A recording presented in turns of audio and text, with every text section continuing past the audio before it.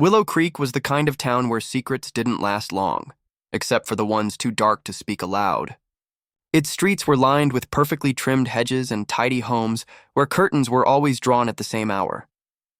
Among them stood the Cooper's white-painted house, a symbol of perfection. To everyone watching, Emily and Ryan Cooper were the couple who had it all. Ryan was the golden boy, tall, confident, with the easy smile of someone who'd never known failure. He owned a growing construction firm, hired local men, and donated to every town fundraiser. Emily, once a teacher, now ran a small art gallery on Main Street. People admired how she carried herself, gentle, kind, and always supportive of her husband. Together, they looked untouchable. But perfection, I've learned, is the most convincing disguise for tragedy. Behind closed doors, Emily's laughter didn't echo the same. The walls of their home carried silences thick enough to choke on. She spent her evenings rearranging framed photographs, vacations, birthdays, anniversaries, as if the order of happy memories could somehow fix the cracks forming between them. Every night, Ryan came home later than before. Meetings ran long, he'd say, loosening his tie, pouring himself a drink. Emily believed him, or at least tried to. But sometimes, when the clock struck midnight, she'd still hear the faint buzz of his phone vibrating against the dresser. He'd glance at it, the light flashing across his face, and mutter something about work emergencies. She wanted to trust him. Trust was the promise they'd built their marriage on. Yet lately, Emily felt like a stranger in her own life, playing the role of a devoted wife in a story that no longer felt hers. At dinner parties, their chemistry fooled everyone. Ryan would rest his hand on her back, whispering jokes only she could hear, and guests would smile, whispering how lucky she was. And she would smile too, but only her lips moved. Inside, her thoughts drifted to the woman she used to be, the one who believed love could fix anything. Sometimes, late at night, Emily would stand by the window, watching the rain trail down the glass. Her reflection stared back, tired eyes, trembling hands holding a half-empty wine glass. She'd think about the day she met Ryan, a university fundraiser, his confident charm, his promise that life with him would be safe, steady, and full of love. Now, she wasn't sure if safety was what she wanted, or what he'd taken away from her. One evening, she overheard Ryan on the phone in his office. His tone was low, urgent, a side of him she'd never heard before. "Don't call me here," he whispered. "You know what's at stake." Then silence. The door creaked and he saw her standing there. "Work stuff," he said, forcing a smile. "Nothing you need to worry about." That night, Emily couldn't sleep. She replayed every word, every strange look, every unexplained message. Her mind became a maze of suspicion, guilt, and denial. The next morning, she found a lipstick stain on the collar of his shirt. Not her shade. Not her scent. She told herself it was a mistake, maybe a client, maybe nothing. But the image stayed with her, gnawing quietly at her sanity. In town, whispers started, not loud enough to be called rumors, but heavy enough to linger. Someone mentioned seeing Ryan's truck parked outside the old motel off Highway 17. Emily pretended not to hear. She painted on her best smile, waved to neighbors, and kept her secrets pressed tight behind her lips. One afternoon, while cleaning, she found Ryan's phone left unlocked on the kitchen counter. Her heart raced.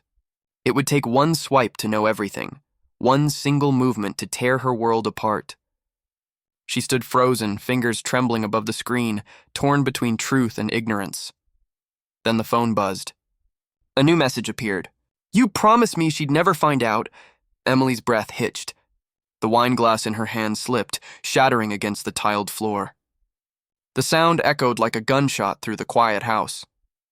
Outside, the world went on as if nothing had changed.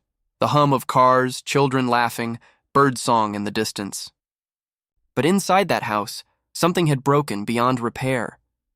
The perfect couple was no longer perfect, and though no one in Willow Creek knew it yet, the countdown to tragedy had just begun, one that would end with blood, betrayal, and a story the world would struggle to believe was true.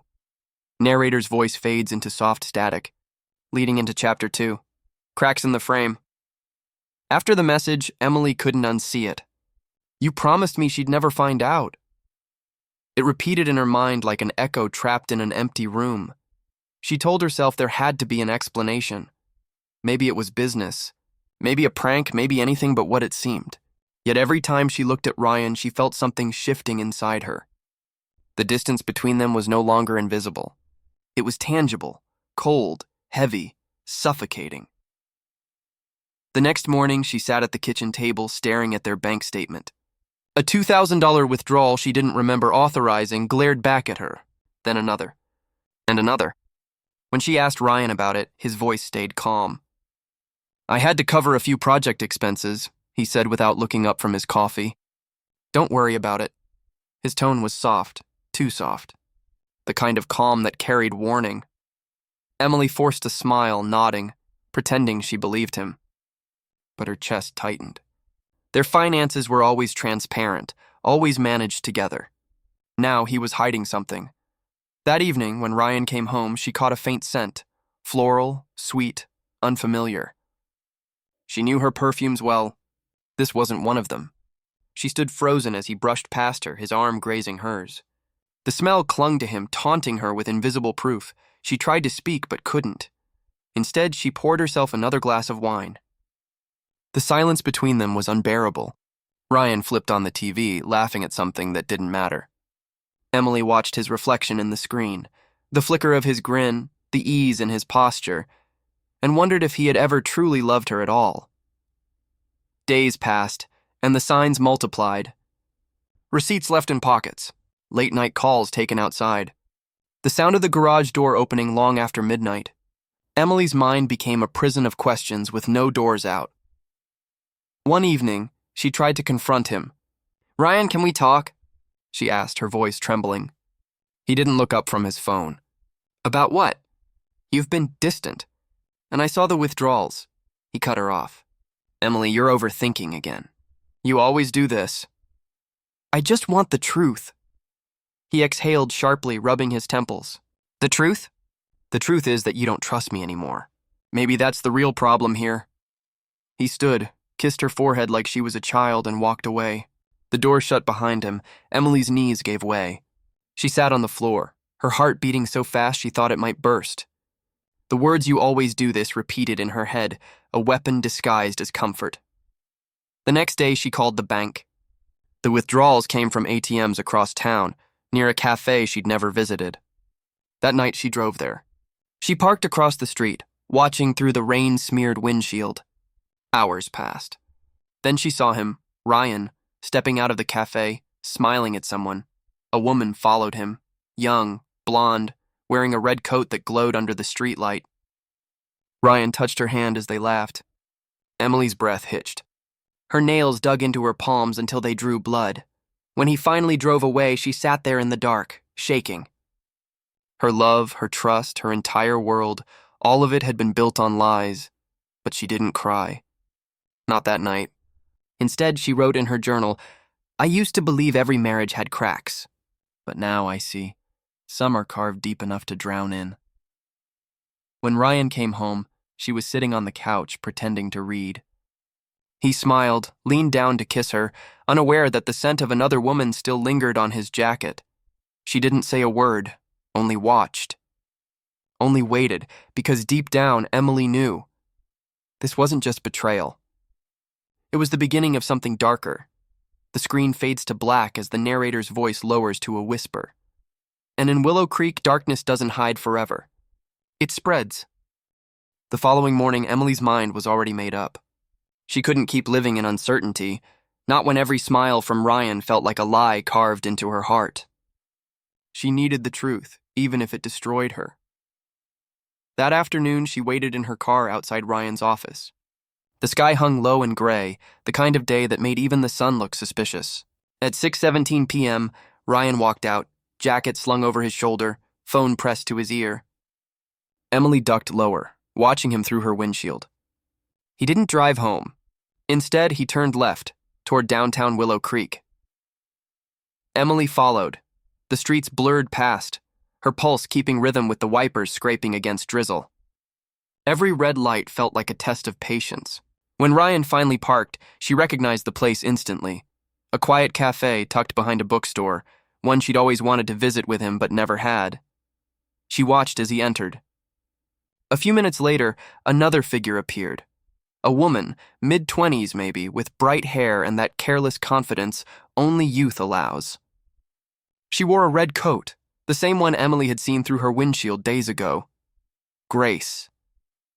Emily didn't know her name yet, but something about her movements, the way Ryan smiled at her, leaned closer, brushed her hand, told her everything she needed to know. Her husband wasn't working late. He was building a second life. Emily's throat tightened. She pulled her phone from her pocket and took a photo. Then another. The shutter sound sliced through the silence of the car, like guilt made visible. They talked for nearly an hour. Grace laughed, touching Ryan's arm. Ryan reached across the table, whispering something that made her blush. Emily's chest burned. It wasn't just betrayal she felt, it was humiliation. The kind that seeps into your bones and stays there. When Ryan finally left, Emily waited. She watched Grace remain behind, staring into her coffee cup as if unsure what came next. Then she stood and walked out, unaware of the eyes following her into the fog. Emily drove home in silence. No tears, no rage, just the cold numbness of confirmation. That night she opened her journal. For years it had held sketches, grocery lists, little notes about love. But tonight her handwriting trembled as she began a new entry. October 17th. He met her again. Red coat, blonde hair, cafe near Main Street. Her laugh too loud. His smile too familiar. She wrote until her fingers ached, filling the page with every detail, every movement. It was no longer enough to know. She needed proof, evidence. If Ryan could lie so easily, then she would expose every one of his secrets. Over the next week, Emily became someone else. She followed Ryan when he left the house, memorized his routes, snapped photos, saved receipts, checked the mileage on his car. Each discovery fed something dark inside her, not revenge, not yet, but the quiet hunger for control.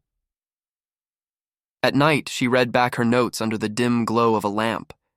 Her words were meticulous, organized, almost clinical. She began labeling each entry like case files. Somewhere in the growing pile of evidence, she hoped to find meaning, but the more she uncovered, the less she recognized the man she'd married. Ryan wasn't just unfaithful. He was secretive in ways that didn't make sense. He met Grace, yes. But there were also meetings with strangers in parking lots, phone calls taken far from home, and once, a stack of cash hidden in his gym bag. Emily's suspicion evolved into obsession. She didn't sleep much, didn't eat properly. Every sound, every light flicker, every shadow became part of her investigation. One night, as she flipped through her journal, she wrote a single, haunting line. If he can betray me once, he can do far worse. Her reflection in the dark window looked unfamiliar, eyes hollow, lips pressed tight. She realized she was no longer documenting her husband's lies. She was documenting her own unraveling, and as the narrator's voice fades, a storm brews outside, thunder rolling like a warning. By the time Emily gathered enough courage to confront Ryan, she was a ghost of herself, tired eyes, shaking hands, her journal hidden beneath the bed like a secret weapon she wasn't sure she could use. The evidence was there, the photos, the receipts, the lies, yet standing before him she still hesitated. Love has a way of silencing even the loudest truths. He came home late again, smelling faintly of that same perfume. Emily waited in the kitchen, heart hammering against her ribs. "We need to talk," she said quietly. Ryan sighed, set his keys down, and leaned against the counter. "About what?" "I followed you," she whispered. "I saw you with her. The woman in the red coat." The silence that followed felt like falling through ice. For a brief second, his mask slipped, his eyes hardened. Then he laughed, low and dismissive. "Emily, you're losing it. Do you hear yourself?" "I'm not crazy," she said, voice trembling. "I know what I saw." He walked toward her slowly, too calm, too controlled. "You've been drinking again, haven't you?" he murmured. "You've been under so much stress. Maybe your mind's playing tricks on you," her lips parted. "Don't you dare!" But he reached for her face, his hands gentle, almost tender, as his thumbs brushed her cheeks. "You need help, Em. This isn't healthy." The words hit her like a blow. She felt her throat tighten, tears welling up, confusion flooding her thoughts. Was she imagining things? Was she exaggerating? Ryan's voice softened, comforting but cold beneath the surface. I'm worried about you. I think you should talk to someone. Maybe Dr. Keller again. You liked her, remember? Dr. Keller, the therapist Emily had seen years ago after her mother's passing. Ryan remembered everything, every weakness, every scar, and he used them like tools. By the next week, she was sitting in Dr. Keller's office again, clutching a mug she didn't drink from. He says I'm paranoid, Emily confessed. But what if he's right? Dr. Keller studied her carefully. Why would he say that? Because I found things, messages, receipts, lies. But when I confront him, he makes me doubt myself. Sometimes I feel like I'm losing time, Dr. Keller leaned forward. Emily, does Ryan ever make you feel unsafe? Emily shook her head automatically. No, he doesn't hurt me. Then after a pause, not physically. There was a silence, heavy with implication. Emily, Dr. Keller said gently, gaslighting isn't about bruises. It's about control, making you question your reality. You're not paranoid, you're being manipulated. Those words sank deep, but they didn't bring comfort, only fear. Emily left the office feeling colder than before, because if Dr. Keller was right, then her entire marriage was built on a lie. That night, Ryan waited up for her. How was therapy? He asked, voice low, pretending concern. She hesitated. Good, he smiled faintly. I just want you to feel better. I hate seeing you like this. Emily nodded, but inside something broke. Every word he spoke sounded rehearsed. Every touch felt staged. As days passed, she started noticing subtle changes around the house. Her phone moved from where she'd left it, her car keys disappearing, then reappearing hours later. One morning, she woke to find her journal missing. When she asked Ryan, he shrugged. You probably misplaced it. You've been so forgetful lately. Her pulse quickened. She knew she hadn't. The doubt grew like mold in her mind. She'd stare at her reflection, whispering, I'm not crazy, just to hear it out loud. But even then, her voice didn't sound like her own. Late one night, she woke to faint whispers in the hallway. Ryan's voice on the phone. Yeah, she's starting to lose it. No, don't worry. I've got everything under control. Emily froze. Her body refused to move. She knew then that she wasn't imagining any of it. The next morning, she returned to Dr. Keller, pale, shaken, desperate. You were right, she whispered. He's not just lying. He's watching me. Dr. Keller placed a hand over hers. Emily, listen to me carefully. You might be in danger. The narrator's tone darkens, and as Emily left the office that day, rain spilling down the window beside her, she knew there was no going back. The perfect marriage she once believed in was gone, replaced by a nightmare wearing a familiar face. The camera fades on Emily's haunted expression as the narrator continues softly. Sometimes, the most dangerous monsters are the ones who convince you they're saving you. The night everything changed began with rain. Heavy, relentless rain that soaked the town of Willow Creek until its streets looked like veins of silver under the lightning. The storm rolled in fast, swallowing the quiet neighborhood in thunder. Inside the Cooper house, the air was tense, too still, too fragile, as if the walls themselves were waiting for something terrible to happen. Emily sat by the window, staring at the flicker of the street lamp outside. The therapist's warning echoed in her head. You might be in danger. Each crack of thunder made her flinch. She hadn't seen Ryan since morning, but his car was parked outside. He was home, somewhere in the house. The clock read 9:47 p.m. when she finally heard him. Footsteps in the hallway. Slow, deliberate. Ryan? Her voice trembled. He appeared in the doorway, his shirt damp, his eyes shadowed. You're still awake. I couldn't sleep. He smiled faintly, but there was no warmth in it. You've been avoiding me. I needed space. He stepped closer. From your husband? Lightning flashed through the window, cutting his face into sharp planes of light and shadow. For a moment, Emily didn't recognize him, the man she'd married replaced by someone colder, sharper. I talked to Dr. Keller again, she said carefully. Ryan's jaw tightened. Oh, did you? She thinks, he interrupted. She thinks you're crazy, Emily, just like everyone else will when they hear what you've been saying. Emily froze. What are you talking about? He reached into his pocket and pulled out something, her journal, water-stained. torn. "You shouldn't leave things lying around," he said softly. "People might misunderstand." Her pulse pounded in her ears. "You went through my things?" "I had to. You're spiraling, Em. Writing these delusions, spying on me, following me like some—" He paused, voice dropping lower. "You're not well. I know what I saw, Ryan," she shouted. "You lied to me!" Thunder exploded overhead. The power flickered, then died. Darkness swallowed the room.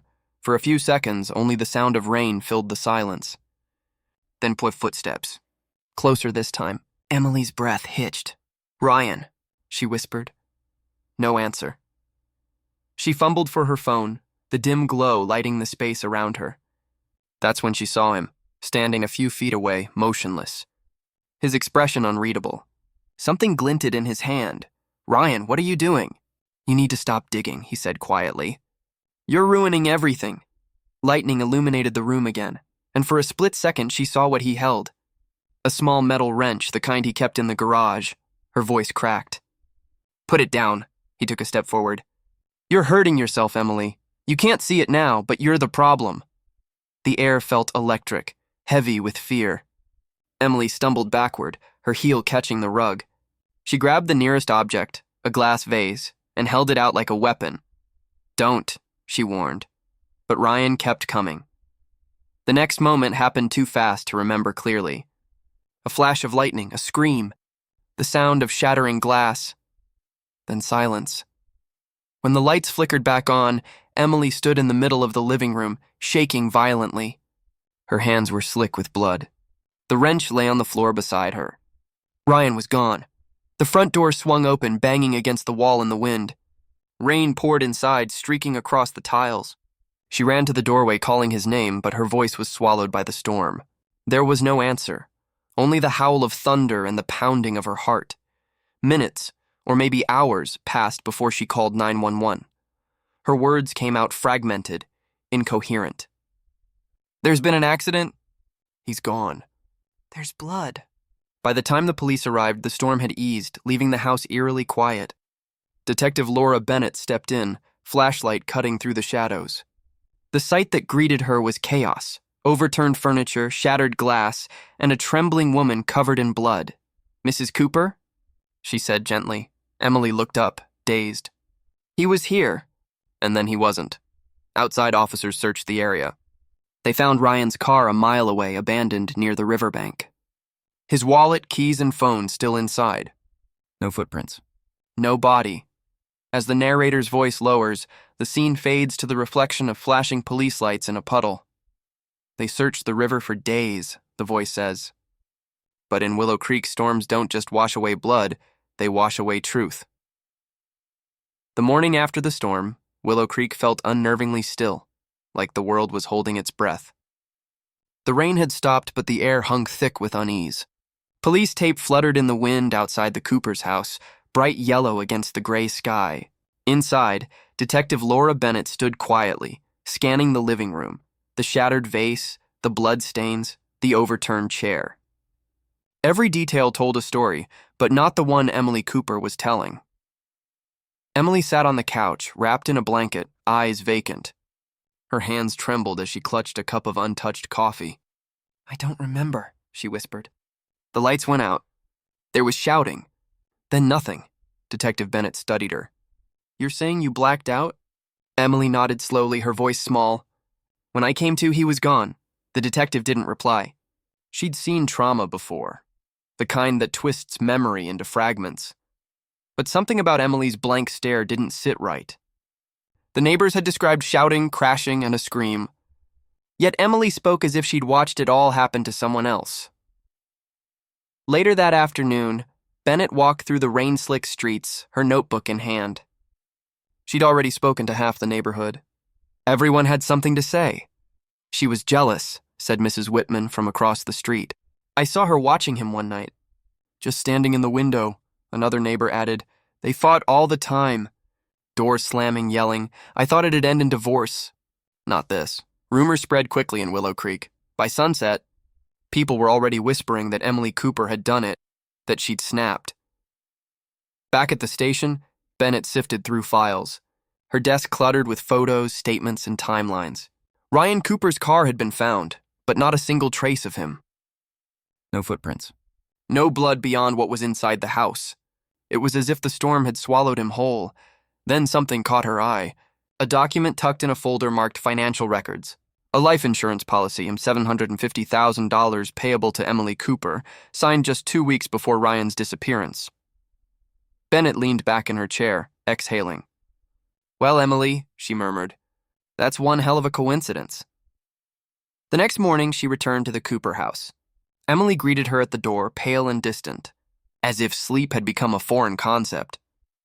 "Mrs. Cooper," Bennett began carefully, "did you know your husband recently updated his life insurance policy?" Emily blinked. "What? No, that can't be right." "It's signed by both of you," Bennett said, handing over the copy. "Right here." Emily's breath hitched. Her own signature stared back at her, but she shook her head. "That's not possible." "I never signed that. Forgery?" Bennett asked. Emily hesitated. "Ryan handled most of the paperwork. Maybe he—" Her voice trailed off. The detective's gaze stayed fixed on her. "Mrs. Cooper, you understand how this looks, don't you? Your husband disappears. You're found covered in his blood, and now there's a policy worth nearly $1 million in your name." Emily's eyes filled with tears. "I didn't kill him. I loved him." Bennett didn't respond. She simply nodded, closed her notebook, and said, "We'll be in touch." Outside, as Bennett got into her car, she looked back at the house, its windows dark, its walls heavy with secrets. She could feel it in her gut. Something was being hidden there, buried beneath guilt or fear. Maybe both. That evening, she met with her partner, Detective Ruiz, at a dimly lit diner. "She's lying," Ruiz said after hearing the summary. "You can smell it," Bennett stirred her coffee. "Maybe, but not about everything. She's terrified and of something. Maybe of herself," Ruiz frowned. "You think she really doesn't remember?" "I think she remembers too much." As the rain started again outside, Bennett flipped open her file one last time. Photos of the living room, the riverbank, the signed policy. One piece was still missing, the body. Without it, there was no murder, just a mystery. But as the narrator's voice lowers, the camera lingers on a chilling detail, a torn scrap of Ryan's shirt, tangled in the reeds near the river. "In Willow Creek," the voice whispers, "truth has a way of resurfacing, no matter how deep it's buried." The frame fades to black, the sound of rushing water growing louder. 3 weeks after the storm, Willow Creek awoke to a gruesome discovery. A group of fishermen spotted something tangled among the reeds where the current slowed. A body, bloated and pale, caught in the branches like a secret finally too heavy to keep. By noon, the banks of the river swarmed with flashing lights, yellow tape, and hushed voices. Detective Laura Bennett stood on the muddy edge, rain soaking her hair, watching as the coroner's team zipped the body bag shut. She didn't need confirmation to know who it was. The watch on the man's wrist, engraved RC, told her everything. Ryan Cooper had finally come home. The autopsy results came in 2 days later. Cause of death, blunt force trauma to the head. Secondary finding, a high dosage of zolpidem, a sleeping medication, in his system. The combination suggested he'd been sedated before the fatal blow. Laura closed the report slowly, her jaw tightening. "He didn't drown," she murmured. "He was killed first." Across town, Emily sat alone at her kitchen table, staring at her reflection in a half-empty wine glass. Her hands shook as she turned over the police letter notifying her that Ryan's remains had been found. The words blurred through her tears. When Detective Bennett arrived at her door, Emily didn't look surprised. "You found him," she whispered. Laura nodded. "We need to talk, Emily." Inside, the house was dim, curtains drawn tight as if shutting out the world. On the coffee table lay a pile of unopened mail, a cold cup of tea, and a small framed photo, the Coopers on their wedding day. Ryan's smile in it looked different now, forced, rehearsed, almost cruel in retrospect. "Did you love him?" Laura asked quietly. Emily looked up, her expression raw. "Yes, more than I should have." "Then help me understand this." The detective slid a photograph across the table, a glass retrieved from the riverbank, its rim smudged with fingerprints. "Your prints are on this. Same glass found beside his body." Forensics also confirmed traces of zolpidem. Emily's voice broke. I didn't drug him, I swear. He took those pills himself sometimes to sleep. Laura interrupted gently. Emily, I'm not here to judge. But everything points to you being in that house the night he died. The blood, the policy, now this. I need the truth. Emily stared down at the photo, her tears falling silently. I don't remember that night. Not all of it. Just flashes, lightning, his voice shouting, the glass slipping from my hand. Then nothing, Laura leaned forward. Flashes of what exactly? Emily hesitated, gripping the edge of the table. He was angry. Said I ruined his life. He wanted to leave. Said Grace was pregnant. The detective froze. Grace? Emily nodded. The woman from his phone. I followed them once. I know what I saw. Laura's pen stilled over her notebook. Grace, the woman in the shadows. Suddenly, the puzzle pieces began to shift. Later that night, Laura returned to the precinct, her mind racing. The timeline didn't make sense. If Ryan had been planning to leave, why the life insurance? Why the pills? And why dump the body where it was guaranteed to be found? She spread out the evidence on her desk. The insurance papers, the autopsy photos, Emily's statement, Grace's address. Something was off. Too convenient. Too neat. Someone wanted her to look guilty, she whispered. Her partner, Ruiz, leaned over her shoulder. You're saying someone framed Emily Cooper? Who? Laura's eyes drifted to the photo of Ryan's wristwatch, a faint scratch across the metal, as if someone had forced it off. Maybe someone who had just as much to lose as she did. Meanwhile, Emily lay awake in her bed, the sound of rain tapping against the window. Her mind replayed Ryan's last words over and over. You'll regret this. Emily, you always do. But as thunder rolled across the night sky, another sound echoed faintly from her front porch. A knock. Emily froze. 3 slow, deliberate taps. When she opened the door, no one was there. Only a small water-stained envelope sat on the mat. Inside was a single Polaroid photograph, Ryan and Grace sitting together in a car. The date stamp read 1 day before the storm. Emily's breath caught. On the back of the photo, scrawled in a shaky hand, were 4 words. He deserved what came. The camera lingers on Emily's trembling hands as the narrator's voice returns. Soft. Chilling, deliberate. Sometimes, she says, the truth doesn't float to the surface. Sometimes it's pushed there, by the very hands trying to hide it. The morning after Emily received the mysterious Polaroid, Detective Laura Bennett stood outside a modest apartment complex on the edge of downtown. The sky hung heavy with clouds, and the smell of rain clung to the air. Apartment 3B, Grace Holloway. Laura adjusted her badge and knocked. No answer. She knocked again, harder this time. From behind the door came a soft, trembling voice. Who is it? Detective Bennett, Willow Creek PD. I'd like to ask you a few questions about Ryan Cooper. Silence. Then the faint scrape of a chain lock sliding free. The door opened a few inches. Grace's face appeared. Pale, eyes swollen as though she hadn't slept in days. Ryan's dead, she whispered. Why are you here? Because I think you know more than you've said. Grace hesitated, then opened the door wider. Inside, the apartment was sparse. Boxes half-packed, takeout containers on the counter, a duffel bag near the door. She was ready to run, Laura noticed. Planning to leave town? Grace looked away. I can't stay here. Not after what he did. Laura stepped closer. What did he do, Grace? For a moment, Grace said nothing. Then she sank into a chair, her voice breaking. Ryan wasn't who he pretended to be. He said he loved me, that he'd leave Emily, that we'd start over.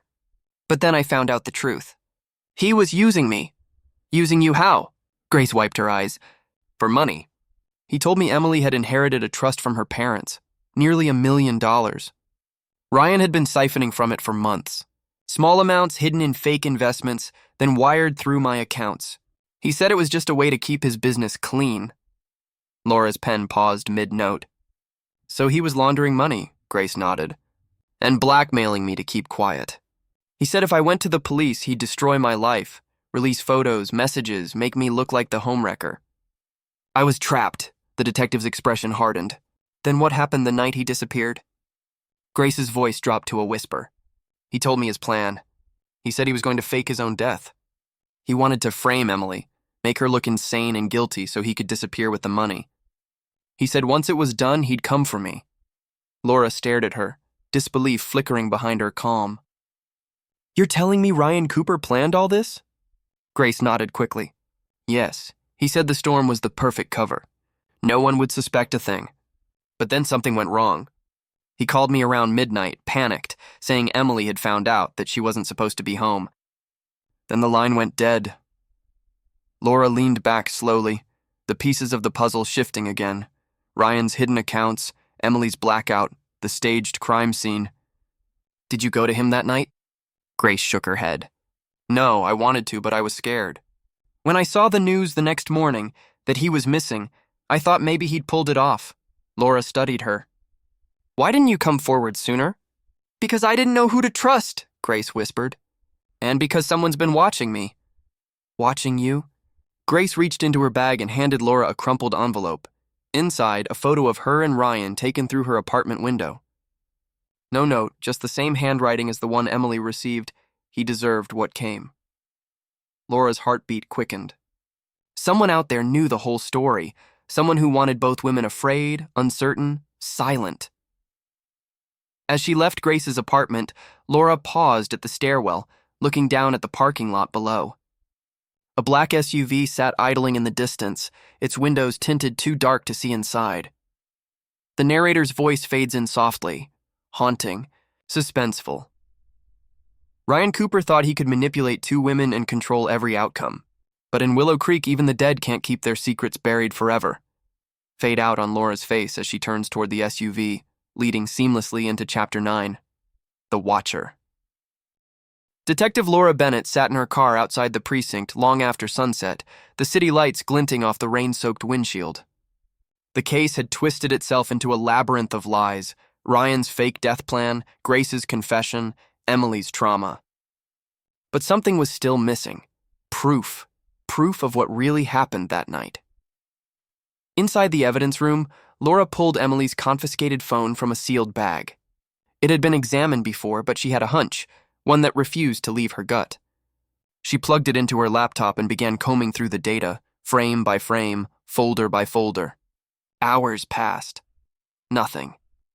Then, buried inside a deleted voice memo folder, a single file appeared. Timestamp 11:52 p.m., the night of the storm. Her pulse quickened. The title read simply, "Don't Walk Away." She hit play. Static filled the speakers, followed by Ryan's voice, calm at first, then sharp, cruel, unmistakably manipulative.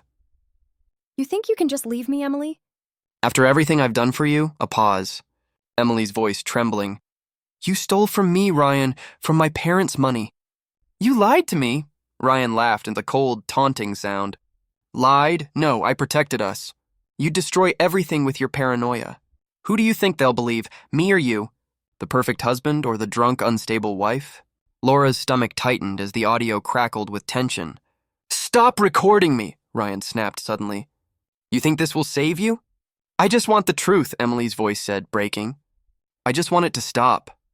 A scuffle followed. The sound of something falling, a crash, a sharp intake of breath. Then a sickening thud.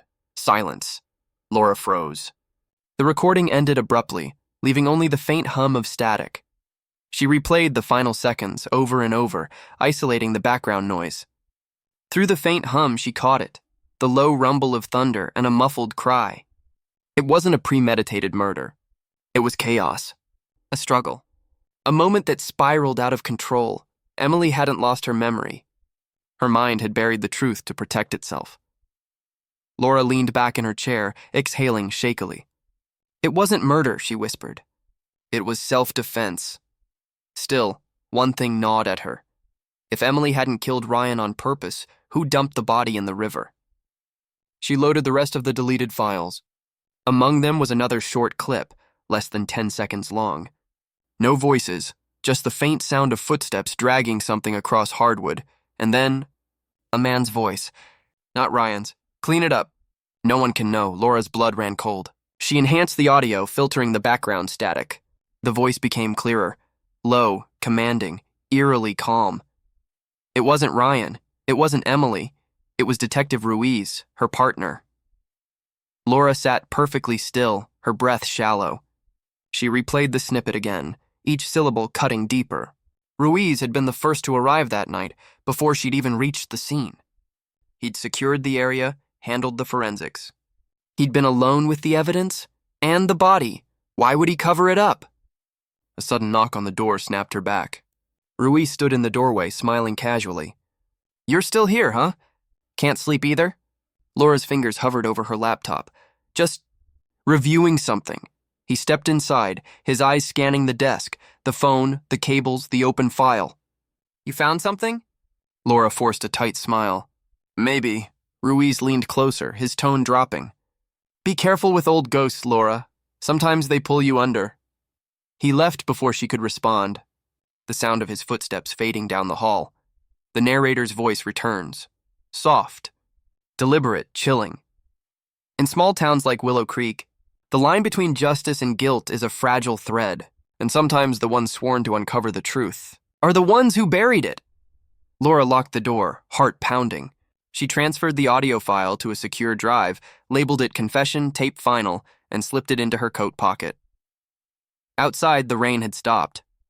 The world was eerily quiet, the kind of silence that comes before something breaks. As she stepped into the night, the wind carried faint echoes from the river, the same river that had hidden Ryan Cooper's secrets, and perhaps Ruiz's too. She didn't know it yet, but the truth she'd uncovered would soon make her the next target. The frame fades to black. The sound of a faint click, as if someone else, somewhere, has started recording. The courtroom was silent except for the rain tapping against the high windows, as if Willow Creek itself was holding its breath one last time. Emily Cooper sat at the defense table, her hands clasped tightly together. Her eyes were hollow but calm. The trial had lasted 6 weeks. 6 weeks of evidence, witnesses, and whispers that followed her everywhere she went. Detective Laura Bennett sat quietly in the back row. She wasn't there as a cop anymore, not after what she'd uncovered. Ruiz had been arrested 2 days before the verdict, caught trying to flee the state with a falsified passport and $200,000 in untraceable cash. His prints had matched those on the rope used to drag Ryan's body to the river.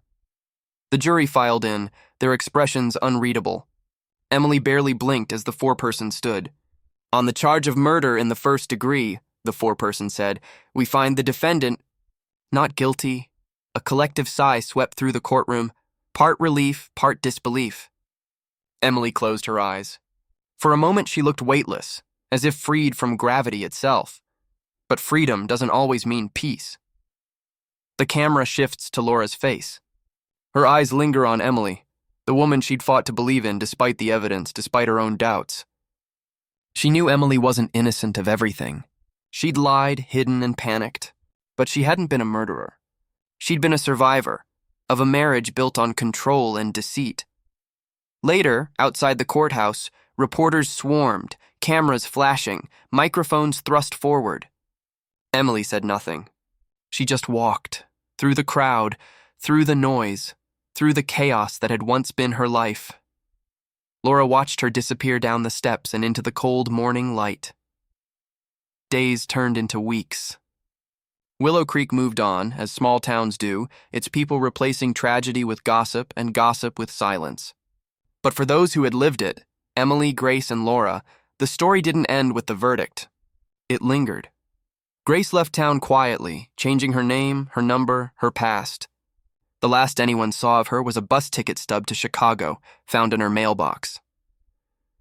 Emily sold the house on Maple Drive, the same house where it had all started. The laughter, the arguments, the storm. She left behind only one thing, a box of photographs hidden inside a kitchen drawer. Each one told a story of love turned fragile, of smiles that never reached the eyes.